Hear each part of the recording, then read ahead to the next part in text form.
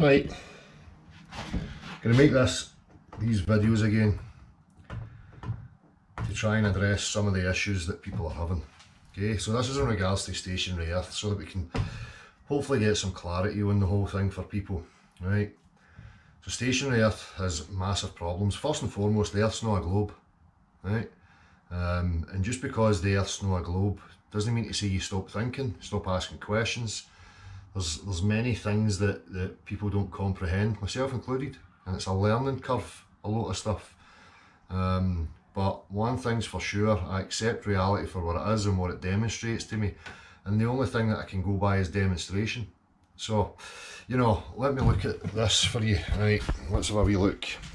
Okay, so stationary earth, first and foremost, this is one of the things that they have to address, right? You see that movement? Right, that's a result of motion and acceleration, right? That's what happens to gas and liquid together when they're under the conditions of acceleration. Okay, there is, you know, stationary earth, as I have pointed and shown, if we have this and we have gas and liquid here in a container, right, and somebody's going to claim that there's an acceleration at play, which stationary earth has to do. Stationary earth has to have the earth stationary. Then, you know, if I've got things here on the earth and somebody takes it to a height, now, you know, if I want to get that to go there, I need force. I need to apply force, or energy, whatever. You know, these people don't realise when they're talking about energy. Energy is just force, something that causes motion, right? You need something to cause motion. So on a stationary earth, if the earth's stationary, and you've got something here, you now have to claim, this is it's written in your postulation that they are stationary. There's no way to avoid this. You have to accept it, and you must address this. And word salads, you know, are not going to work, right? And I'll explain the word salad to you and why it's the exact same as a globe earth, right? So we know now that in order for something to move, right, it has to have force. So that force can be, you know, applied in many different forms. We hear this nonsense of, oh, an object has impulse. The object doesn't have anything impulsive about it. Impulse is something that acts upon the object, right? Or changes the direction of the motion of an object, like it comes, you know, if it's moving in this direction and I come in and I push it or bump into it, that's an impulsive, you know, impact that changes its direction, its trajectory, its motion, right? So if you're on a stationary earth and you're now claiming that things are accelerating towards the earth, first and foremost you're going to need a mechanism. You need a force. Saying the density of the object or the density of the object in relation to the medium it's in, that's not a force. Density is not a force. The density of a medium is not a force. Motion requires a force. Density is not a force. Okay? So now you're claiming an acceleration towards the earth. Now I've just demonstrated to you a simple example. Acceleration of gas and liquid shows you displacement of gas and liquid. So the gas is always going to move towards the direction of acceleration, and the liquid will be compressed to the back, right? You can see that. This is 100% of the time. Okay, this is 100% of the time. This is a real world demonstrable fact. Okay, now if I was then to ask you, okay, so how do we now accelerate the gas and the liquid at the same time? So like if I use this extension here and I use that to lever and I push that into motion, right? Now we've got something rigid that's now applying a force to this. So in order to get the gas and the liquid to move at the same rate, we would need some mechanism, something that can attach itself to the gas and the liquid, right? And then that something now has to accelerate those things at the same rate so that displacement doesn't occur, right? Because that's what happens when we drop a bottle with gas and liquid. You can go to the previous videos, you know, before this one, And you can see these practical demonstrations of taking something to height like this and letting it go. Now, as I've shown you, if there's an acceleration down the way, and you can do this yourself where you can accelerate it down, right? What happens is that the water moves up to here and the air moves towards the direction of acceleration. That's what happens in reality. But when we do this observation in reality and we let the bottle go in the real world, there is no displacement of the gas in the liquid. So the only conclusion that a rational physics person can come to is that there is no acceleration. But this is where the stationary Earth now are going to have to employ the same rhetoric as the globe Earth. It's a special pleading.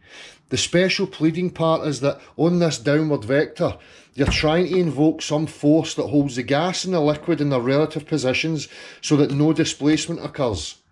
Okay, that's what the globe Earth requires. The globe Earth is the same as a stationary Earth. It's claiming things are accelerated towards the Earth. So if that's the case, displacement should occur. Simple fact, it's demonstrable. Try it yourself. Gas and liquid displace under conditions of acceleration. Right? Doesn't matter what direction you want to go in. That's going to happen. Okay? But it doesn't happen in this situation. So you have to address that. You have to also realise that from there, if you're going to try and maintain your stationary Earth, now you're looking for some force the same as the globe Earth that's non-demonstrable, that you've never witnessed in reality. There's no grounds for you to reason your way to requesting a special type of acceleration. You don't witness it in reality anywhere. You can't just resort to this demonstration and then ask for special circumstances, that there's a magical force that can grab the bottle, the air within it and the liquid and now accelerate it at the same rate so that no displacement's going to occur. Okay? That's just not happening. Right? Again, same again. Oh, density, relative density, disequilibrium and all this stuff, right? So we've got these things that you know, move up and down, right? But again, when it's put into free fall, and again, go back to previous videos and you'll see these demonstrations, as this is put into free fall, so if the less dense air is moving up through the water and the weight is sinking, when you put it into free fall, that motion that's happening stops, right? Stops. So if I was up at 100, you know, or we'll say 30,000 feet, and I let that go, right? And that stopped, the density and buoyancy thing stopped moving, okay? And I was coming up along the side, and I was on a hot air balloon, and I catch this in mid-air as I'm standing on my hot air balloon. Now the hot air balloon that's pushing up on my feet, and this is where we get the transfer of motion. No energy. Energy is just a concept. It's a way to describe it, right? And that's what energy is. They say energy is the ability to do work. Energy is basically force, something that causes motion. Motion causes motion. So if that density tower stops moving, when I let it go from 30,000 feet and I'm next to it and I come along in a hot air balloon and I grab it, as soon as I've grabbed that, because my feet are now planted on something that can resist my deceleration, that can push up on me, right? That gives me a new floor. So now there's a new force transfer that's witnessed through the medium, and we see the density and buoyancy gradient motion starting to happen again. But in free fall it doesn't occur. Okay? So these are the things that they have to address instead of straw manning and jumping straight to, you know, my logical conclusion is that the Earth's in motion, which I'll get to in a wee second here. Right? That's not the point. Again, the Earth's not a globe, right? Demonstrably so. Stationary Earth's false. Stationary Earth has real problems, just like the globe. And this is what I'm looking for. I'm looking for honesty. It's no divisive. The only divisive thing that's coming is from people that don't like this, that don't comprehend what's been shown to them. Right? They don't comprehend their own position, which is a stationary Earth that doesn't go anywhere. And you need, which, you know, if I'm stationary on this Earth, if I represent me standing on the Earth as this, right, and I'm now holding that there, right, that means the Earth's stationary, I'm stationary, so is the object. The minute I let that object go, you're asserting that it's accelerating towards the Earth. You require a force. All this nonsense about impulse, the object has no object has impulse. Impulse is something that acts upon the object. Okay? Right? So that should really, really be the end of that. And these stationary flat earthers really, really need to be looking at this and asking these questions. Because as I say, you're now sounding like a globe earther with special pleading for some sort of magic that can accelerate the gas and the liquid at the same rate towards your stationary earth. In physics, that's just no right. You know? They say stationary objects can't move. When we're talking about the human body, you know, we've got different things that we can look at. You know, there's like a metaphysical aspect. You know, the human body, I can trace the mechanical leverage through the muscles to the skeletal structure, you know, to make the motion happen, right? But once we get beyond that, we're into the realms of what we would say electrical impulse and, you know, these types of things. It's thought-based, it's not a physicality. So there's a discussion there that's totally different. But when we're in the real world, inanimate objects, inanimate materials, they don't have anything like impulse or energies or any of these things, right? If there's motion being claimed, particularly acceleration, right, you need a force for it. Not only that, you know, we're talking about, you know, I'm moving this thing slightly here. I'm moving this thing just slightly, right, over a very short distance. The globe Earth and these flat earthers are now looking at something like 9.8 metres per second. So let's just look at the first second. That's a distance of 9.8 metres, say 10 metres, right, that has to travel, right, by some unknown mechanism without this displacing, without the air and the liquid displacing. Right? That's incredible. It's an incredible amount of acceleration. Right? That's just no witnessed. There's no witnessing it through this. Again, you know, and I feel as if I have to repeat this because people are just no grasping their own concept, their own worldview. You're having to ask for something magical that can accelerate all this without any displacement occurring. Now, I ask you, how do you justify that to yourself? What practicality do you have, the grounds for you to reason that or request that? What are the grounds? Where have you witnessed that in your life? You've never witnessed it. Eh? Never. So, I'm going to keep these short and I'm going to keep talking about this. I'll just focus mainly on just this one right now. Okay? That being no displacement of water and air, and the motion of the buoyancy and density ceases when it's now no longer being supported in contact with the reference frame. Right? So when I'm holding that like that, I'm in contact with the reference frame, and my hand being solid can support that. So that's witness there. Right? The buoyancy and density vector motion will still be present, right? But as soon as I whip my hand away for that, the air no longer can support it. So the motion that's being expressed through this body is now no longer present because there's nothing rigid to push on it anymore to show that motion. Okay? Which is why the buoyancy and density motion vector ceases to be. It stops its motion. Okay? You need a force to create motion. Right?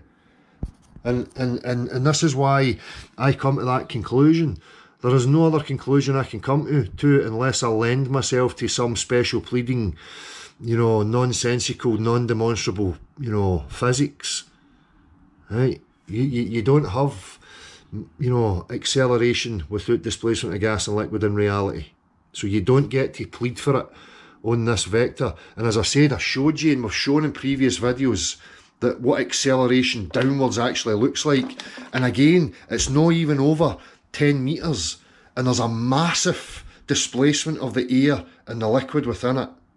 So if you're professing you're a truther and you accept reality, then why are you shunning it? This is not some, you know, difficult to comprehend, you know, highfalutin theoretical fantasy gibberish. This is just fact. Gas and liquid displacing conditions of acceleration. There's no way to escape it. So you need to accept these things.